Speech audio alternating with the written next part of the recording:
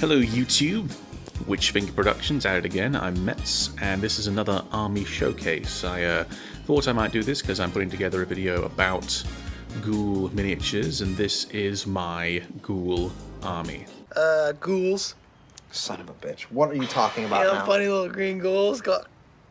What? Like in movies and cartoons? Little green ghouls, buddy. Don't write ghouls. I'm not. It's almost fully painted, not yet fully based. I'm waiting on some suppliers to do that, but this has been one of my favorite projects, and seeing it all laid out like this makes me really happy, and I'm going to share some of my thoughts about ghouls, some of the lore of this army here, and just get a closer look at some of the miniatures involved. Ghouls Over here. are an interesting creature in the context of fantasy. They are undead affiliated, but not undead themselves. They eat flesh, but they're not zombies. They can use weapons sometimes, but they're not skeletons. They kind of have a really strange liminal space in undead as a assembly, and especially in mass combat games like Warhammer. They are not something you tend to think of first when you think of a big block of regimented infantry. So Warhammer's quite interesting in that regard. Fantasy, of course, had the Crypt Ghouls for vampire counts, and the larger Crypt Horrors and Crypt Flayers, the jumbo-sized flying and non-flying variants, but they weren't a full army. And when they were moved over to Age of Sigmar, they made the interesting choice to split them off completely from undead, or rather specifically undead, and make them their own faction within Death. And unlike many of the other imports into Age of Sigmar, the ghouls, as the Flesh Eater Courts, have survived with a lot of their aesthetic intact, but they have recontextualized that aesthetic with some really fantastic fluff, I think. I think the lore for the Flesh Eater Courts is very interesting. Essentially, rather than just being feral, barely sentient, mindless humanoids that devour flesh, the ghouls of Age of Sigmar are afflicted with a contagious madness that makes them believe that they're actually happy peasants in a beautiful fantasy fairy tale kingdom. But in reality, of course, they're horrific, flesh-ripping, grave-robbing, subterranean, malnourished, Twitch streamer donating freaks, which is a really fascinating contrast, and it makes it really fun to come up with characters and lore for them, which is what I've done here. This is the host of Sangreal, host of the Holy Blood, led by High Queen Jessica. She's out in the back there, and we're going to get to her and her court in a moment. But we're going to start off with the frontline scrubbers here. These are my basic Crypt Ghouls.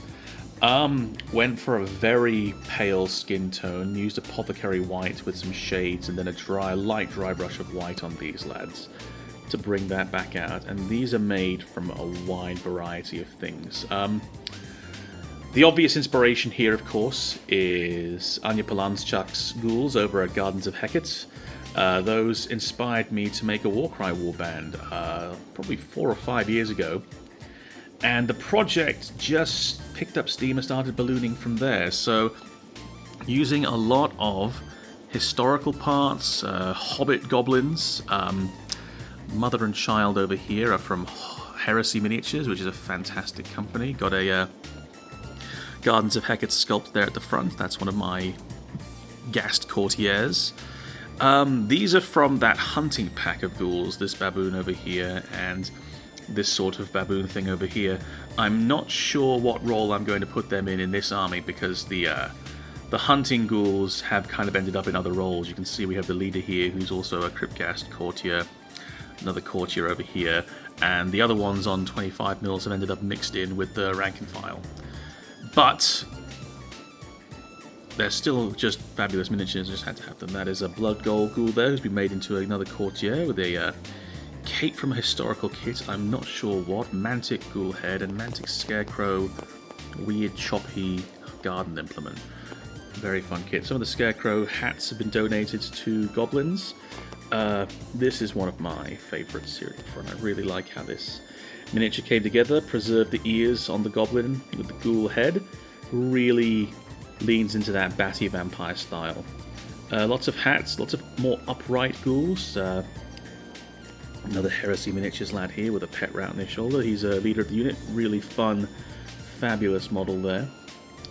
Just, I wanted to add a lot of little touches to suggest that this is long-term ghoulism. These are not recently converted or recently bred ghouls. This is a society that's existed for a long time as ghouls. So in the midst of that nasty, wretched scavenger look, you can see there's craftsmanship here. Whether that's been scavenged, stolen, or is in fact crafted is up for interpretation. But a lot of variety in the ghouls here, which makes me pretty happy. I think there's I like to imagine there's different amounts of vampire blood that passes down from the generations, which leads to some of them being quite human looking, some of them having those more bat, rodenty faces from that cursed blood. Got some old classic Warhammer sculpts in here as well. I'm always on the prowl for these. They have a lot of character, they're really fun to paint, and I love the feeling of metal miniatures. Already had a look at the courtiers here, but they have a lot of surface area to show off the colours that I chose as a cloth and a highlight. Burgundy and teal, probably not the first colours you think of when you think of horrible, horrific, freakish cannibals, but I really like how it contrasts with the skin. I really just like the colours themselves. That particular shade of green is one of my favourite colours.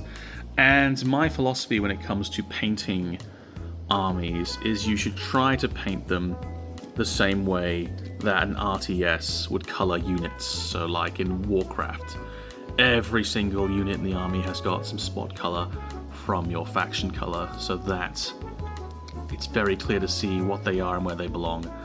And I think it's very obvious that these ghouls all belong to the same faction, even though they're very different models. At the front here, lovely set of models. We got the chef, chef's wife, and the chef's son, all prepared to help him out in the kitchen, cooking a delicious meal of orphan contents.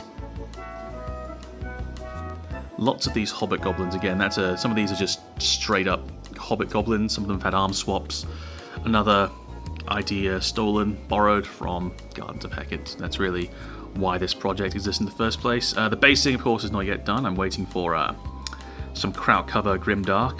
I have a complicated relationship with basing.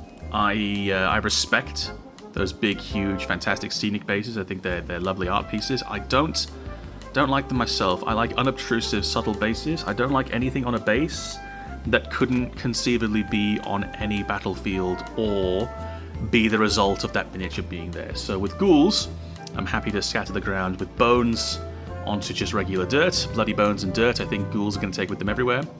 Like with my Chaos, of course, they are going to end up having lots of colour tufts that will sprout from the ground because of the Chaos influence. Necron, green crystals, sure, but I'm not a fan of huge, like big iceberg pieces, and you end up playing on a desert board. I just don't like the way it looks. Behind the frontline rankers, we have the new lads for the ghouls, the Crypt Guard, and there's 60 of them. I only had the one box of 20 of the actual Crypt Guard models, but I managed to stretch them out with some additions into 3 units of 20, which is rather 6 units of 10. So here you can probably see one of the hunting ghouls there. Some of the larger ghouls I pressed into service as Crypt Guard. This lad here is made from mostly a Blood Bowl Rotter with a goblin arm and a ghoul head, and a scarecrow arm as well. And I think they're different enough. I think they're mostly different enough to separate them out from the regular ghouls. They are upright, they have helmets for the most part, but I do think that I could have done a bit more. So some of these have been made from the new starter set Skaven, which I think are an underrated place to look for ghoulish kit bashes, because they're hunched, they're nasty, they've got a little bit of hair on them. See, this fella here is one of the unit champions. I really love how these guys turn into ghouls. I also really love that one of the options for the Crypt Guard are these big, nasty halberds. These are gorgeous. Now this individual here is just a regular Crypt Ghoul who's been their posture's been lifted up a bit. They have a helmet, they have the halberd, and that's the kind of thing I'm talking about. I think a little bit too lazy with that. Could have gone a bit further in making them more distinct as sort of super ghouls. Those kind of, not quite crypt horrors yet, but they're bigger, they're stronger, they've got more weaponry. And these are the personal house guard of Queen Jasika. These are the soldiers that she has to hand at all times. So coming back behind them now, we have the crypt horrors, and these are not your usual crypt horrors, I like to think. So these are all humanoid fellows with metal hussar wings on their armor. This is the coterie of the unicorn, and it is the blessing of the Sangreal that allows them to fly on red angel's wings. So these wings get empowered by the dark magic and allows them to fly, and these guys are a lot of fun. They're made of a lot of Nurgle models mostly. This is the first miniature I made for this unit of crypt horrors. This is the leader of the coterie of the unicorn, and the name basically just comes from, I found a Bretonnian knight helmet a few years ago, popped it on there to make a weird ghoul guy, and then gave him wings. And then the rest made from Blight Kings, Blood Bowl Rotters. One guy at the front here is made from a Blood Bowl mummy. They are some of my favourite models, lots of the Nurgle details scraped down. They're very strange profiles. I like some of them have got thin, spindly arms, some have got big hands. Really shows some of the mutating effect of ghoulism. Now at the front here, the Crypt Infernal or Crypt Horror Courtier, the character version, this is the eponymous unicorn of the coterie of the unicorn. This is a depraved, mutated, ghoulish creature that, in the collective delusion of the ghouls, appears to be a beautiful winged unicorn and leads the coterie of the unicorn on their conquests or quests for Queen Jasika, and ran this one through with a spear. There's arrows all through it. I don't know what that implies. I just think it's a creepy, weird looking thing. Got a giant ponytail as a tail with some skulls woven into it just to add some dimension to it. This is a fantastic sculpt. The base model is wonderfully has some wonderful momentum and movement to it, and then just that old skeleton banner topper I think makes for a really strange, creepy looking skull. Over here we have the Crypt Horrors. These are Jasika's gladiators. They fight for her amusement. In the arenas, they take on the personas of different beasts, and over time that persona takes over their minds and they mutate into these skull-faced creatures here. What people call Wendigos, but I've been given to understand that that's not culturally sensitive, so I'm not sure what I would call these, but you grasp. The concept is pretty easy to grasp, the kind of thing I'm trying to evoke here. Big jewelry skull here, used as a face on this lad at the front. I like the slightly winged arms. I shaved off some of the wings, and this is a creature that's in between states, maybe has a bit too much going on in its blood, and that's caused it to mutate even further. This is the Arena Master, the Crypt Ghast, Crypt Horror Courtier, whatever they're called. So he has more of his humanity, he's more sane for a ghoul, and he keeps the beasts fed by hacking up bodies with his big cleaver. Behind them we have got these cavalry lads. I forget what these are called, Major Sigmar, but these are really fun models.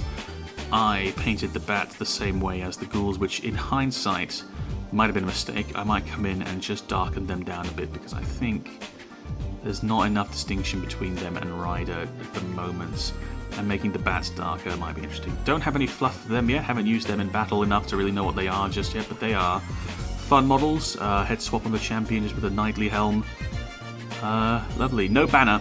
Made a mistake, didn't put a banner in the unit, should have done that. The banner has ended up used in my Bretonnian army instead, but I will probably get another unit of 3 and kit bash 2 into banners. Undead. Terrorgeist. Not much to say, it's a big cool dragon in their eyes. Haven't painted that yet, I'm a bit intimidated by the size of it, but I will get around to it. Again, you can see I removed all those rock outcrops, just not a fan of anything extraneous to the base. Before we go over to Queen Jessica and her court. I'm just going to take a look at the other Terrorgeist here. Again, same thing. I believe the horns on this are supposed to go on the back of the Vampire Rider, but I didn't know that, so I just popped them on the dragon. Rider of this guy, he is not glued down. He can come off, and he can ride on the dragon instead, or rather the Terrorgeist instead, if I prefer. So that brings us to Queen Jessica and her court. This is Queen Jessica here. She is based on a Goblin Town Goblin King. Face has been resculpted, bone piercings added, big nasty orangutan tits have been added, but this was a lot of fun to make, a lot of fun to paint. I really love the stature of this creature, how big it is compared to all the other regular ghouls that, besides the Crypt Horrors and the Crypt Flayers. The girth of it as a character really gives presence to it. So this is the leader of the court, the High Queen, the abhorrent Archregent of all my ghouls. She's the mother of several of them, the patron, the mistress, the queen of all of them. Behind the throne here is one of her personal champions. This is Vangyel the Heartless, so named because he was impaled in the heart, and by being healed by the Sangreal, he became my one of my Vargeists. This guy is based on a failed 3D print of the Nightbringer that a friend gave me, with Crypt Horror wings and a skull from, I think, the Blood Bowl Ogres on there. One of my favourite miniatures I've ever made and painted. I love how it looms over the battlefield, and if we can just pop him behind the regular ghouls, you can see how he has incredible presence on the table, looks fabulous. One of my favourites. Put him in a painting competition, didn't win, but was happy to participate. Around Jessica we have some of her retainers. So over here we have a Ghoul King made from a Blood Bowl werewolf with some parts spliced on. This is just a regular old Ghoul King with some extra features added on from the other Ghoul kits. Hobbit Goblin head. Executioner. Every court needs an executioner, made from a Nighthaunt Glaive Wraith on Bloodletter legs. Extended the ropes down. Very, very fun miniature to make. Marrow Scroll Herald, made from one of the Underworld Warband fellows, with a simple head swap. That was a fun model. The suggestion of script was a lot of fun to do. Bone Pope. I forget what these lads are called in the actual game, but the big religious figure guy, made from a Skaven Bell ringing plague priest with a Empire Wizard head that's had some ghoul features roughly sculpted on and a scratch-built stave. Really fun. This lady here is meant to represent that judge with the intestine hair. I cannot remember his silly Age of Sigmar name, but that was also a fun model to make. Big cane made out of skulls and bones. Little wretched ghoul familiar on her base, holding this big old book, Plague Monks, fantastic parts resource. I also forget what these things are called, but these are cool. These are winged vampire ghouls, just a necromancer head on instead of the regular head, give it a bit of humanity. I think it contrasts really creepily. And at the back here, I'll bring this forwards, just a completely unconverted, unkit-bashed, painted Vargeist, just because that new one is so beautiful. That is a brilliant model. I wish they were still characters. They were really interesting when they were characters. It gave them a lot of, for want of a better word, gave them a lot of character. The other feature, the other thing, is I have the throne. Age of Sigmar is interesting because you get scenery with your army. I took the throne off its big plinth. Again, I don't like anything that could not have realistically been brought along with the army. So the throne I put onto some simple tiles surrounded with weird skulls and blood. I think that's a pretty good compromise. It has the same footprint as the regular one. I just prefer a slightly less obtrusive scenery piece in general. I think it makes more sense, especially when both sides are popping them down. It just feels kind of weird to me when scenery seems like it should have been there for hundreds of years or thousands of years, and it's just popped up overnight for this scrap.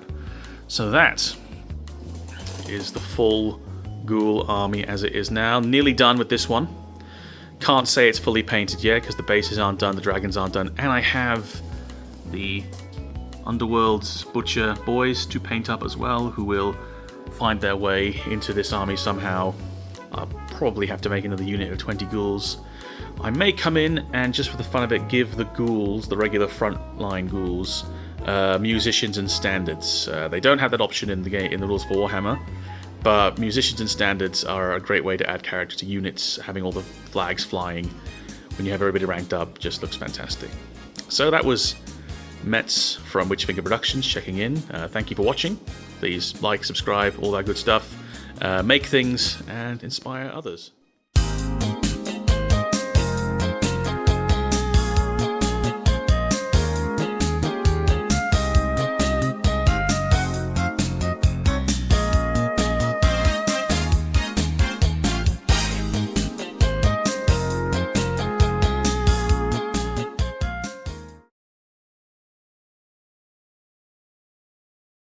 Ghoul.